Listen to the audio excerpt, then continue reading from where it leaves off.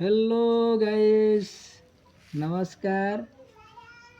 देख आज आपण मान लगे गोटे मुई नुआ औषधिटे आनी जेनटा कि जंगली प्याज बोलसन।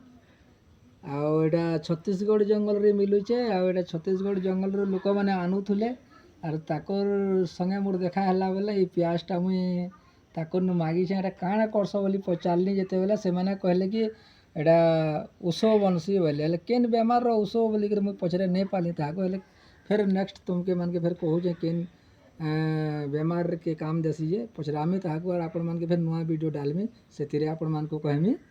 आटा देख पूरा आम जेनता खाएसु हेन्ता प्याज बागिर पूरा अच्छे देख पूरा डिटो टिके भी आड़ साइड नहीं न बहुत बढ़िया पूरा देख प्याज जंगल रे मिले जंगली प्याज कहसन एटा ऊष हेसी। आउ कौनसी भाई माने जदि देखीछन जानीछन एंताटा बोले मते कमेंट रे जणाबे।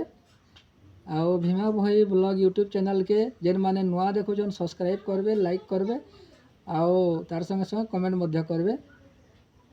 ठीक अच्छे भाई माने नेक्स्ट वीडियो तुम लगे मुझे नुआटा आने वाले चेष्टा करमी रखुछे।